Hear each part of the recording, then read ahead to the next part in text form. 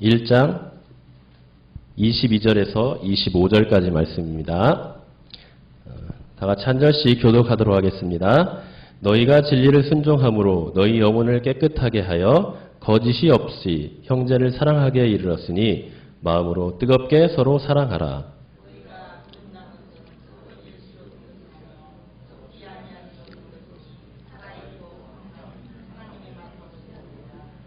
그러므로 모든 육체는 풀과 같고 그 모든 영광은 불의 꽃과 같으니 불은 마르고 꽃은 떨어지되 오직 주의 말씀은 세세토록 있도다 하였으니 너희에게 전한 복음이 곧 이 말씀이니라. 아멘. 복음 곧 하나님의 말씀이라는 제목으로 함께 또 은혜를 나누도록 하겠습니다. 자, 우리가 지금 베드로전서 1장을 같이 살펴보고 있는데요. 지난 말씀을 우리가 함께 뒤돌아보면 하나님께서는 이 흩어진 나그네와 같은 이 교회, 그러니까 자신의 거룩한 백성들에게 위로를 주시기 위해서 이 편지를 썼다고 했습니다. 자, 어떻게 위로를 해주셨다고 했죠? 바로 인간적인 방법과 생각이 아닌 성삼위 하나님의 말씀으로 또 그 하나님을 소개함으로써 우리에게 위로를 해주고 있음을 보았습니다. 그래서 성부 하나님께서 우리를 예정하시고 선택해 주셨다는 거죠. 창세 전에 선택해 주시고 또 성자 예수님의 그 십자가의 대속의 은혜와 또 성령 하나님의 거룩하게 하심을 통하여서 우리를 자신의 거룩한 자녀요 또 하늘의 본향의 유업을 이을 자로 삼으셨다는 것입니다. 자, 이거보다 더 큰 위로와 격려는 없죠.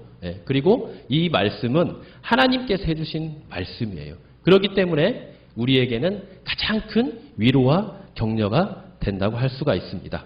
자, 그런데 이것으로 끝나는 것이 아니라고 했죠. 이렇게 하나님의 거룩한 자녀의 백성이 된 우리들은 하나님께서 또 요구하시는 삶이 있습니다. 그게 무엇이냐? 우리 저번 주에 봤죠. 15절에 보면 여기 뭐라고 나와있죠? 오직 너희를 부르신 거룩한 이처럼 너희도 모든 행실에 거룩한 자가 되라.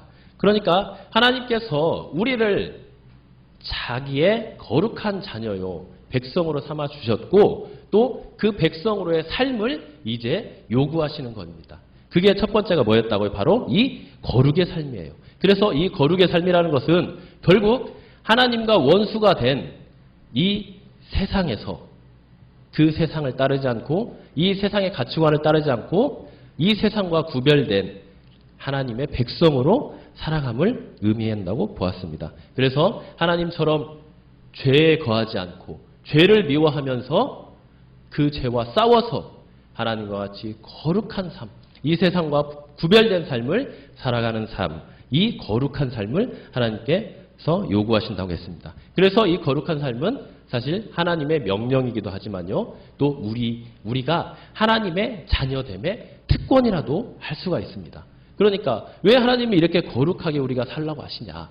이렇게 원망할 게 아니라요.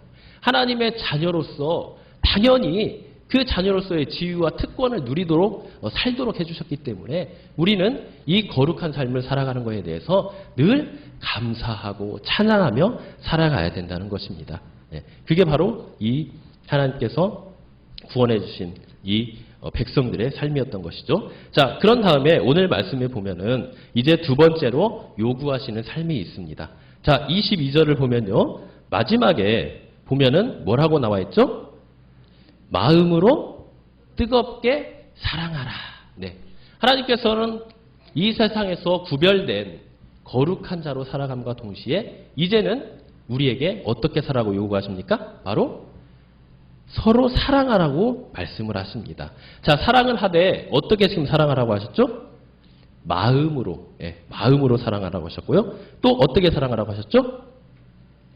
서로 뜨겁게 서로 사랑하라고 했습니다. 서로 사랑하라. 그래서 세상 사람들도 사랑을 해요. 그죠? 여러 가지 모습을 통해서 사랑하는 모습을 보여줍니다. 자, 그런데 어떤 사랑을 합니까? 마음으로 사랑하나요? 많은 사람들, 특히 이 선거철만 되면, 조금 있으면 우리 또 선거를 하는데요. 이 선거철만 되면 정치인들이 어떻게 합니까? 여러 가지 사회복지시설 돌아다니면서 어떻게 해요? 약간 자기 돈을 기부하면서 자기가 사랑하는 척해요. 이게 진짜 사랑일까요? 이건 마음으로 하는 게 아니라 자기 자신에게 이제 투표할 때 표심을 얻으려고 하는 거죠. 이런 사랑을 많이 한다는 거예요. 자, 그것뿐만 아니라 어떻게 사랑합니까? 서로 사랑하라고 했죠. 서로 사랑하라. 하나님의 사랑은요, 서로 사랑하는 겁니다. 서로 사랑하라. 그래서 우리가 나만 사랑해도 안 되고요. 또 상대방만 또 사랑을 하면 안 돼요. 사랑을 받기만 해서도 안 되고요. 그 사랑을 받았으면 어떻게 해야 돼요? 흘려줘야죠. 흘려서 내보내야 돼요. 하나님의 우리가 사랑을 받았다. 그럼 어떻게 해야 돼요? 그 사랑을 흘려보내야 되는 거예요.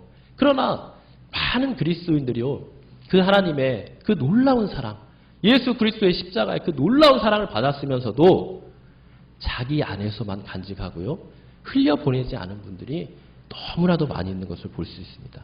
하지만 하나님께서는 서로 사랑하라 하면서 하나님께 받은 은혜와 그 사랑을 흘려보내는 통로가 되기를 원하시는 겁니다. 우리 모든 성도님들은 이런 사랑을 해야 되는데요. 자, 그런데 문제가 있습니다. 자, 우리가 이제 서로 사랑을 해야 돼요. 이게 이제 하나님의 명령이기도 하면서 우리 그리스도인들의 어떤 특권이라고도 했죠. 그런데 이 사랑하는 게 쉽냐는 거죠. 쉬우세요? 사랑하는 게? 어렵죠?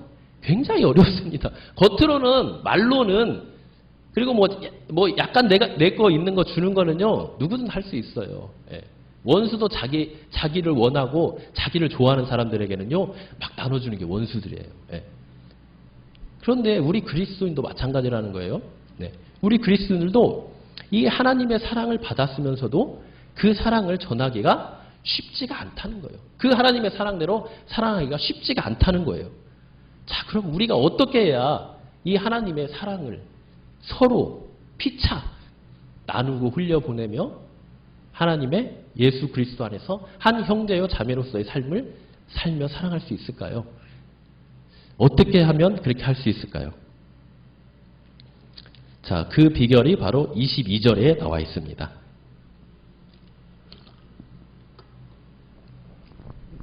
22절에 나와 있는데요.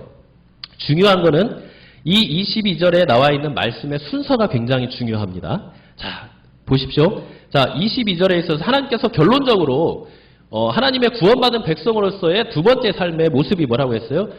마음으로 뜨겁게 서로 사랑하라고 했어요. 그죠? 이게 바로 우리 그리스도인들의 삶인 거예요. 자, 그런데 우리는 그 사랑을 하기가 쉽지가 않다는 거예요. 그래서 하나님께서 우리에게 주신 말씀이 뭐냐?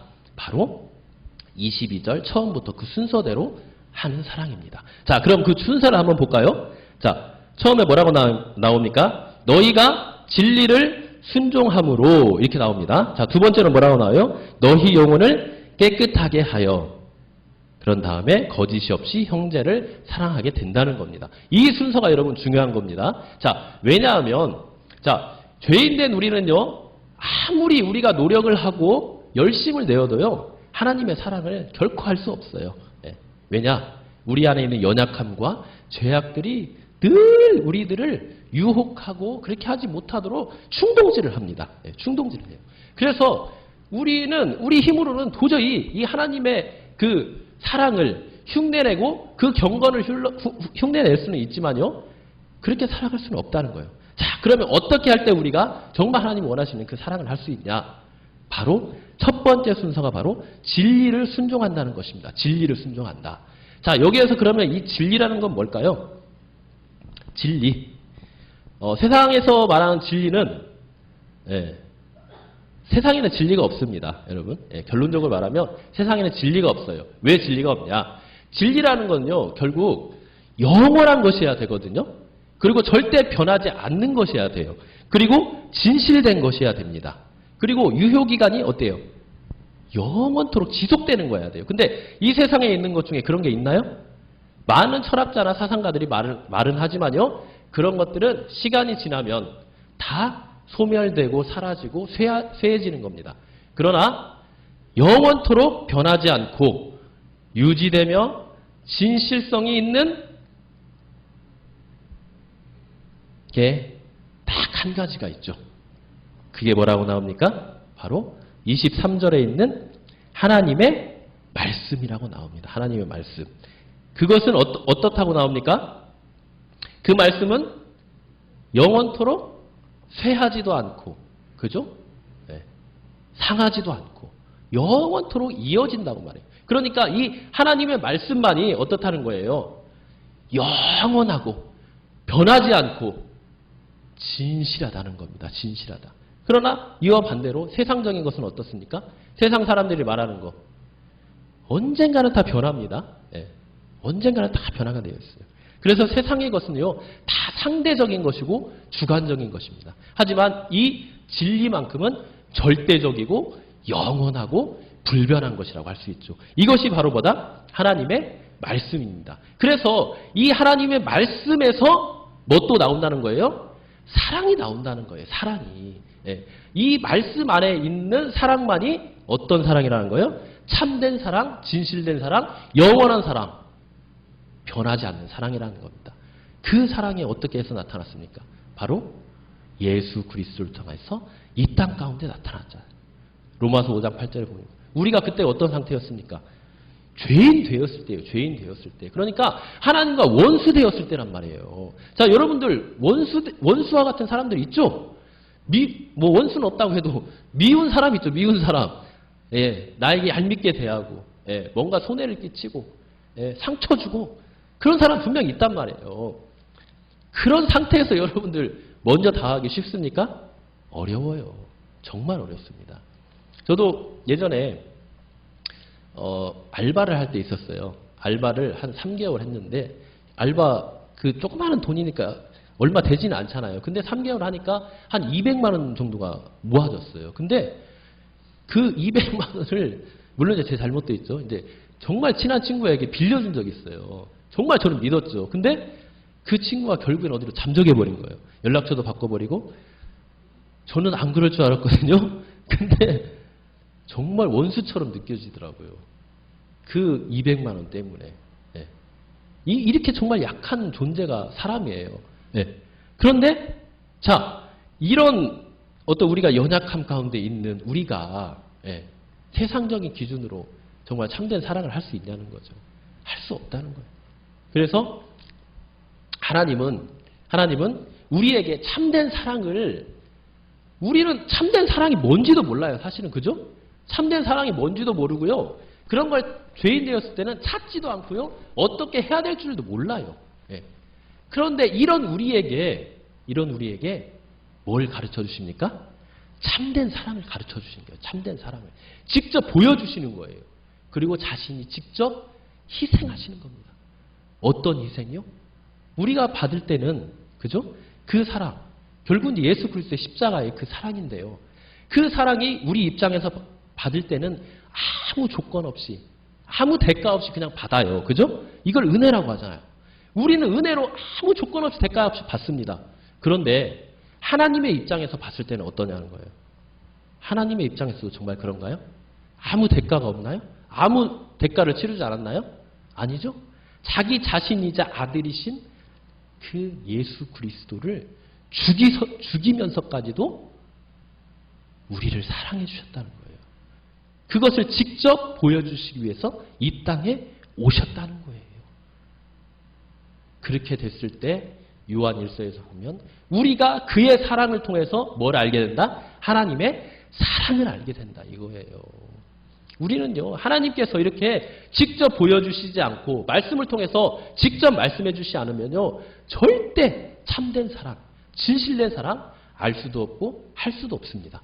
그러나 하나님께서 그 사랑을 우리에게 말씀하시고 직접 보여주셨는데요. 그 말씀하신 것이 직접 이 땅 가운데 육신이 돼요. 실현이 되었잖아요. 그죠? 성육신 사건. 그걸 통해서 우리가 하나님의 진실된 사랑을 알게 되었다.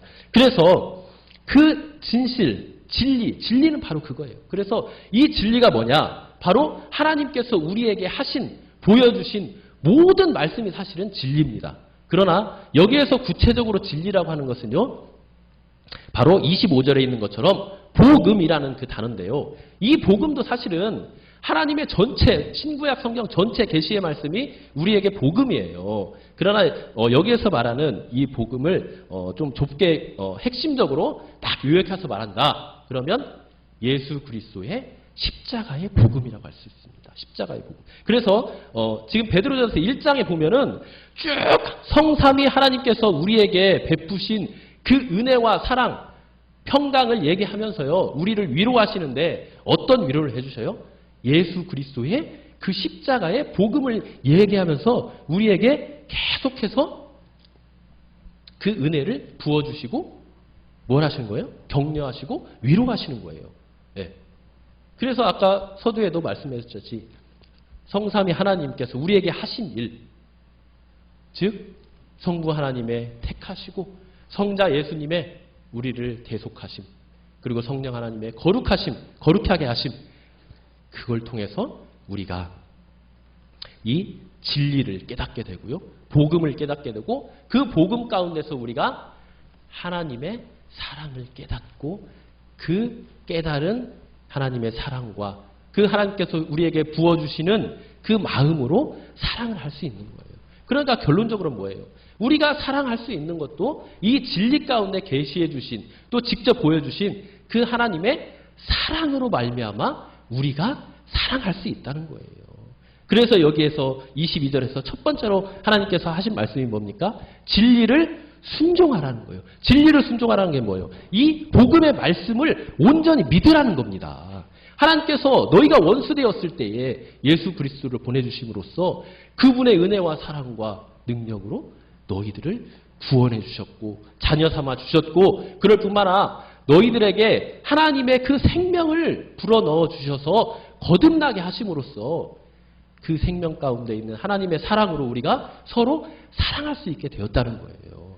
그러니까 이 모든 것들을 결국 하신 분이 누구라는 거예요? 하나님이라는 거죠. 하나님. 그래서 이 하나님의 사랑으로 이 복음을 먼저 우리가 믿음으로써 순종함으로써 우리가 이제 어떻게 되는 거예요? 순종을 하면 이제 이 복음을 믿으면 이제 어떤 일이 일어납니까? 거듭남이라는 게 일어납니다. 거듭남. 이 거듭남이라는 것은 우리의 죽었던 영혼이 하나님의 생명으로 다시 살아나는 거예요. 우리는 늘 죄인으로 태어나서요. 가장 먼저 구원이 일어났는데요. 그 구원의 첫 번째 순서가 뭐냐? 이 거듭난 것이라는 거야. 거듭남. 왜냐? 우리는 태어날 때부터 에베소 2장 1절에 보면 뭐라고 나옵니까? 태어날 때부터 존재적 죄인으로 태어나요. 이게 존재적으로 죄인으로 태어나는 거예요. 네. 그냥 죄 덩어리로 태어나는 거예요. 네. 죄인으로 태어나서 영원히 죽을 수밖에 없는 그런 비참한 처지에 놓여 있는 상황입니다. 그래서 우리의 영혼이 이미 죽어 있는 상태라는 거예요. 그런데 그래서 우리가 구원을 얻기 위해서는 가장 먼저 우리의 영혼이 하나님의 생명으로 다시 살아나야 되는데요. 이 사건이 언제 일어나는 거예요? 언제? 바로 22절의 말씀처럼 진리에 순종할 때, 그 예수 그리스도의 복음을 믿을 때, 하나님의 말씀을 온전히 믿을 때 어떻게 된다는 거예요? 우리 안에 하나님의 생명으로 다시 죽었던 영혼이 살아난다는 거예요. 이 거듭남의 역사가 있어야만이 우리가 누구를 사랑하든지 하나님의 말씀대로 순종하든지 이런 모든 믿음의 삶이 있을 수 있는 겁니다. 이어질 수 있는 거예요. 이 거듭남이 없으면 뭐 아무것도 일어날 수가 없어요. 그래서 하나님께서는 먼저 우리의 죽었던 영혼을 살리시고 그 말씀 가운데 거하게 하시는데요. 그 말씀을 살리게 하는 첫 번째 단계가 뭐다?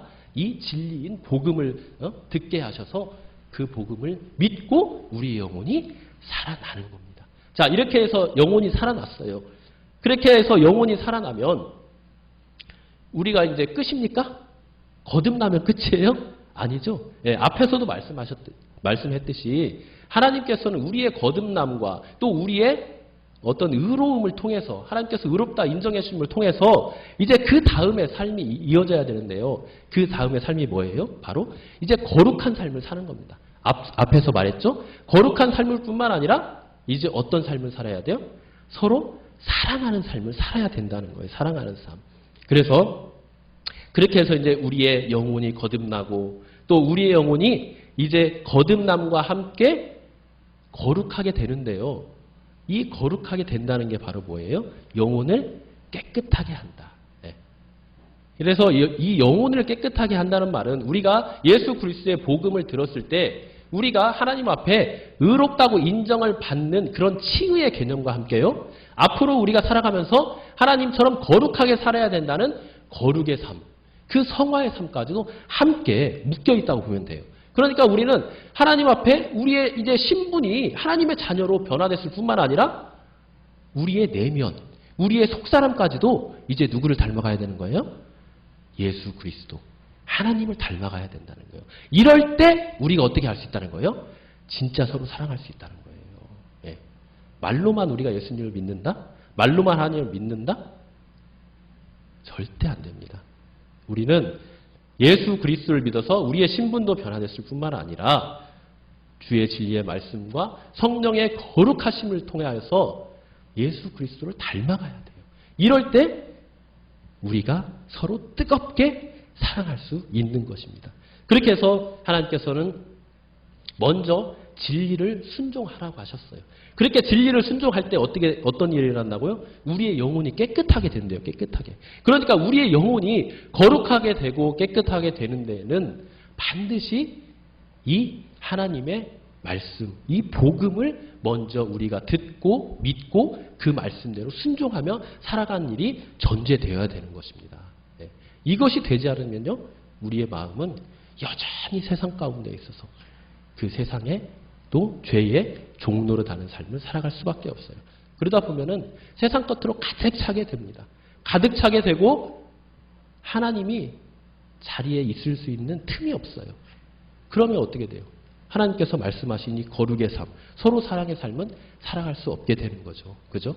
네. 그래서 우리는 먼저 이 진리이신 이 복음, 이 진리인 복음을 먼저 받고 믿고 순종함으로써 우리의 영을 깨끗하게 함으로써 거짓이 없이 형제를 사랑할 수 있는 것입니다. 그러니까 서로 뜨겁게 사랑하라. 하나님이 원하시는 사랑, 하나님의 그 기준의 사랑은요, 우리의 노력으로 될 수 있다는 거예요? 없다는 거예요? 없다는 거예요. 그럴 뿐만 아니라 세상적인 방법으로도 도저히 불가능하다는 겁니다. 오직 뭘로만 가능하다고요?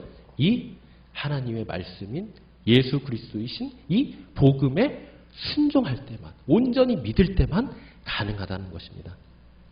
자, 이렇게 할 때 우리가 이제 서로 뜨겁게 이제 사랑하게 되는데요. 자, 그러면 이 하나님의 이 말씀이 과연 어떠한 성격, 어떠한 속성이 있기 때문에 이 말씀이 우리로 서로 뜨겁게 사랑할 수 있게 하느냐. 그게 바로 23절의 말씀입니다.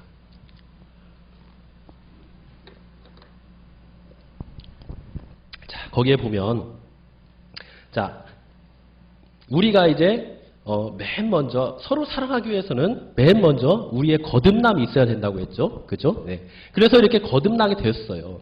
자, 거듭나게 됐는데 그 거듭남은 뭘로 됐다고 했죠? 아까 진리를 순종함으로써. 그죠? 근데 이 진리가 뭐냐? 바로 23절 끝에 있는 하나님의 말씀이라는 거예요. 말씀. 그러니까 이 하나님의 말씀을 통해서 우리가 이제 거듭나게 되는데요. 그렇다면 하나님의 말씀이 과연 어떠한 것이기에, 어떤 성격의 것이기에 우리가 거듭날 수 있고 또 서로 사랑할 수 있냐는 거죠. 우리의 사랑이, 그리고 우리의 거룩함이 어떻게 하나님께 인정을 받을 수 있게 되느냐는 거예요. 그것은 바로 이 하나님이 가지고 있는, 말씀이 가지고 있는 속성 때문입니다. 자, 거기에서 보면, 자, 하나님의 이 말씀을 뭐라고 하냐? 바로 썩지 아니할 씨라고 나옵니다. 썩지 아니할 씨. 그죠? 예. 이 씨라는 것은 결국 하나님의 말씀이고 복음을 말하는 건데요. 자, 그러면 이 세상의 것은 어떻다는 겁니까? 바로 그 앞에 있는 썩어질 씨로 돼 있다. 이렇게 돼 있죠. 썩어질 씨. 자, 그러면 여기에서 하나님의 말씀을 이제 두 가지로 이렇게 볼 수 있는데요. 거기에 보면은 하나님의 말씀을 뭐라고 합니까? 씨로 되어 있고 또 살아있다 그랬죠. 살아있고 또 그 다음에 항상 있다 이렇게 되어 있어요. 자, 살아있다는 말은 뭘까요? 이 하나님의 말씀은 아무런 영향력도 아무런 생명력도 없는 게 아니라는 거예요. 그 하나님의 말씀이 바로 뭐라는 거예요? 생명력이고 그 말씀을 통해서 성령께서 어떻게 한다는 겁니까? 역사를 하신다는 거예요. 그러니까 이 하나님의 말씀에 결국 뭐예요? 하나님의 말씀은 그 안에 영원한 생명력이 있고 또 사람을 살리는 그런 운동력이 있다는 거예요. 자, 그래서 히브리서 4장 12절에 여러분들 잘 아시는 말씀이죠. 히브리서 4장 12절에 뭐라고 했죠? 예. 하나님의 말씀은 어떻게 있고 살아있고 또 활력이 있다. 이게 활력이 있다는 건 뭐예요? 운동력이 있다는 거예요. 그냥 가만히 죽은 아무런 영향력도 미치는 게 아니라 직접 사람의 속에 들어가서 또 사람의 영혼에 들어가서 사람의 머리에 들어가서 그 사람을 전인격적으로 변화시켜버린다는 거예요. 예. 활력이 있어. 좌우의 날선은 어떤 검보다도 예리하다. 칼이 여러분들 엄청 예리하잖아요. 그런데 사실은 이 칼하고도 비교가 할 수 없어요. 그죠? 칼은 어때요? 기껏해야 사람 몸밖에 못 들어갑니다. 예. 그리고 이런 어떤 콘크리트나 그런 것도 뚫지 못해요. 그죠? 예. 그러나 이렇게 칼을 비유해서 말한 것은요. 칼이 정말 이 세상에서는 그래도 많이 예리하기 때문이에요. 하지만 하나님의 말씀이 이 칼에 비하면 이 칼은 아무것도 아닌 거죠. 예. 그 검보다 예리하여 혼과 영과 및 관절과 골수를 찔러 쪼개며 또 마음의 생각과 뜻을 판단한다. 그러니까 쪼갠다는 건 뭐예요? 쪼갠다. 어디든지 다 들어갈 수 있다는 거예요. 어디든지. 여러분들의 마음속, 여러분들의 생각 속, 여러분들의 숨은 의도, 그죠? 겉으로는 참 거룩한 척, 겉으로는 참 겸손한 척 하는데 그 숨은 의도와 동기까지도 다 꿰뚫고 들어간다는 거예요. 그러니까 하나님 앞에서 절대 거짓으로 아뢰거나 거짓으로 살면 안 됩니다. 네. 그럴 뿐만 아니라 멋과 생각과 뜻을 판단하신대요. 생각과 뜻을. 그러니까 여러분들이 어떤 생각을 하고 여러분들이 무슨 계획과 의도를 가지고 있든지 그 중심을 하나님은 다 아신다는 겁니다. 중심을. 네. 이런 게 바로 이 하나님의 말씀의 특징이에요. 살아있다는 그 말의 특징입니다. 자, 또 하나는 뭐가 있죠, 아까? 또 하나는 뭐가 있습니까? 항상 있다고 했죠. 항상 있다. 이게 항상 있다는 말은 뭐예요? 영원하다는 거예요. 또 변하지 않는다는 거예요. 이 세상에 있는 것은 영원한 게 없습니다. 네. 그리고 다 변화가 되어 있어요. 그러나 하나님의 말씀만큼은 영원토록 불변한다는 거죠. 그죠? 네. 이 하나님의 말씀의 속성, 이 하나님의 그래서 이 우리가 거듭난 것이 뭘로 거듭났다고 했습니까? 바로 이 영원하고 불변하고 운동력이 있고 진실된 이 하나님의 말씀으로 우리가 거듭났다고 했어요. 자, 그러면 우리의 거듭남도 어떻습니까?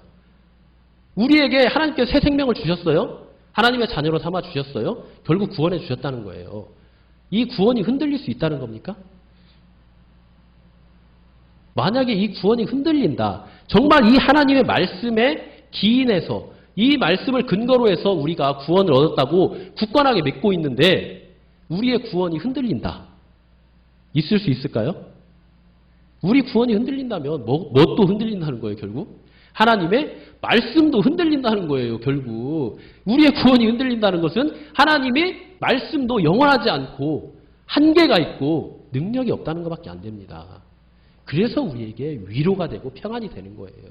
지금 베드로 사도가 이 말씀으로 지금 흩어진 나그네와 같은 교회와 성도들에게 위로를 하고 있는데요. 엄청나게 큰 위로입니다, 이게. 너희를 거듭나게 하고 구원을 얻게 한 이 하나님의 말씀이 영원하고 불변하고 진실되기 때문에 너희들의 거듭남과 구원도 흔들리지 않는다. 그러니까 지금 너희들이 그렇게 많은 고난과 핍박을 당하고 있지만 절대 그 믿음에서 떠나지 마라. 흔들리지 마라 하면서 지금 위로와 평강의 말을 전하고 있는 겁니다. 이것은 비단 그때 당시의 성도들뿐만 아니라요. 우리에게도 동일하게 적용되는 거예요. 여러분들도 거듭난 거, 하나님의 생명으로 다시금 태어난 거, 구원 얻은 거 뭘로 이루어졌습니까? 바로 이 영원한 하나님의 말씀. 이 말씀으로 이루어진 거예요. 그 믿음 가운데 이루어진 겁니다. 그래서 여러분들이 간혹 내가 연약하여서, 내가 부족해서 쓰러지고 넘어지는 일이 있어도요, 절대 여러분들이 이 말씀을 믿고 구원을 얻었다고 확신하면요, 믿으면요, 절대 흔들리면 안 됩니다. 예. 흔들린다는 건요, 하나님의 말씀이 흔들리는 거예요. 예. 하나님의 말씀은 영원하고 하나님의 말씀은 불변하기 때문에 그 말씀을 통하여서 구원함을 받고 또 거듭난 우리는 절대 그래서 그 믿음이 흔들려서는 안 되는 것입니다. 예. 참 우리에게 놀라운 위로의 말씀이 되는 거죠. 자, 그렇게 해서 그 하나님의 말씀으로 우리가 서로 사랑하게 되고 또 서로 거듭나게 되었는데요. 자, 그러면서 이제 24절을 통해서 이제 이 베드로 사도가 이 성도들에게 또 말씀을 하는데요. 자, 어떤 말씀을 또 말씀하시냐? 바로 베드로 사도는요, 구약의 말씀을 참 많이 인용했다고 그랬죠. 예. 근데 여기에서 지금 24절의 말씀도요, 구약에 있는 말씀입니다. 이사야서 40장 6절에서 8절까지 있는 이 말씀인데요. 자, 이 말씀은 이사야가 왜 했냐? 이제 그때 당시의 상황이요. 이스라엘 백성이 이제 바벨론으로 포로로 끌려가는 상황입니다. 예. 그러니까 얼마나 두렵고 또 앞으로 자기들이 어떻게 될지 참 난감하고 너무나도 힘든 상황에 있는 거죠. 예. 그런 상황에서 지금 뭐라고 하는 거예요? 이 말씀을 던지면서 그 이스라엘 백성들을 위로하는 거예요, 지금. 이 말씀의 핵심이 무엇입니까? 이 말씀의 핵심이 뭐예요? 모든 육체는 풀과 같고 모든 영광은 풀의 꽃과 같다. 그러니까 우리 육신적인 모든 일들과 이 땅에서 우리가 누리고 사는 모든 그런 육신적인 영광들은 다 시간이 지나면 없어지는 것들이다. 그러나 없어지지 않는 것이 있는데 그게 뭐다? 주의 말씀이다. 예, 이 말씀, 여기서는 말씀이지만요, 구체적으로 하나님께서 이 포로로 끌려가는 이스라엘 백성에게 이사야나 아니면 다른 선지자를 통해서 너희들의 지금 죄로 인하여서 징계를 받고 노예로 끌려가지만 언젠가는 내가 너희들을 돌아오게 할 것이다. 회복시켜 줄 것이다는 그 소망의 언약의 말씀을 말하는 거예요.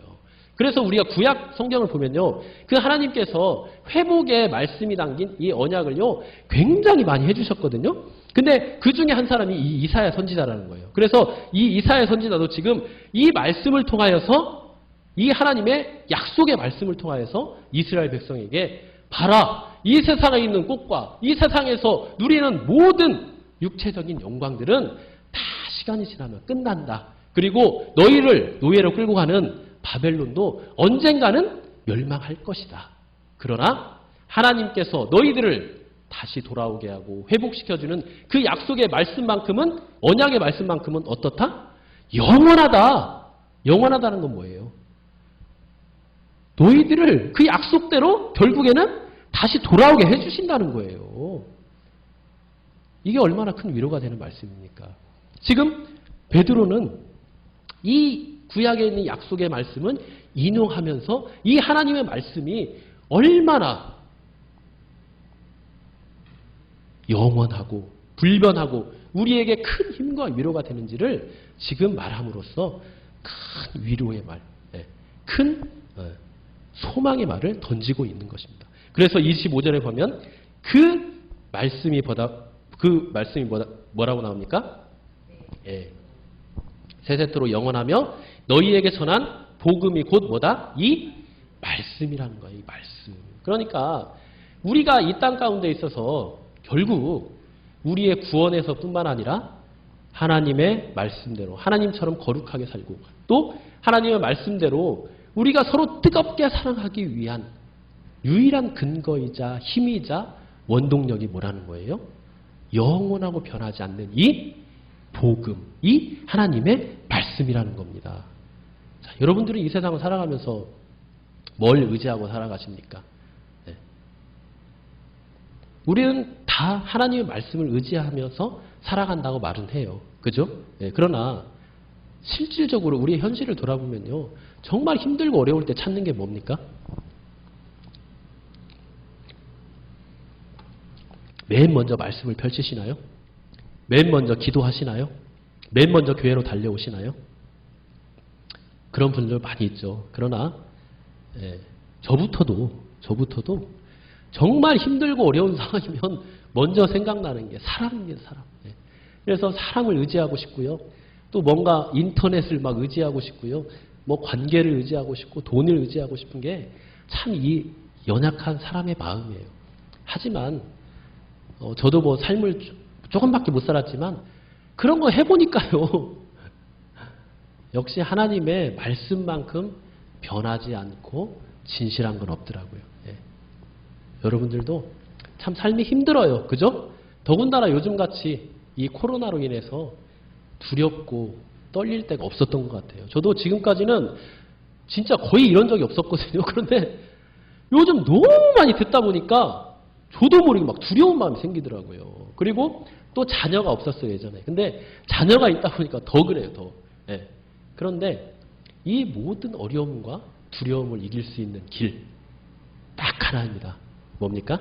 바로 하나님의 영원하시고 불변하고 진리인 그 하나님의 약속의 말씀만 붙들고 나아가는 겁니다. 그렇기 때문에 우리가 정말 두렵고 힘들고 어렵지만요. 주의 말씀을 사모해야 돼요. 이 예배의 자리를 사모해야 되는 겁니다. 정말 하나님의 말씀으로 정말 내 영과 내 삶과 내 생각이 가득 차고 연단을 받고 훈련을 받아야요. 위로를 받아요. 내가 참된 평안을 누릴 수 있는 거예요. 주님께서 그렇게 말씀하셨죠. 내가 주는 평안은 세상과 주는 평안과 같지 않다. 이 주님이 주시는 평안 어디에서 옵니까? 말씀에서 오는 겁니다. 그래서 정말 여기 오신 분들은 참 잘 오신 겁니다. 복된 자리에 와 있는 겁니다. 물론 나오지 않는 분들은 뭐 제 정죄하는 거 아니에요. 정죄하는 건 아니지만 어쨌든 우리는 정말 하나님의 말씀을 사모하며 이 예배의 자리, 은혜의 자리에 늘 있어야 되고요.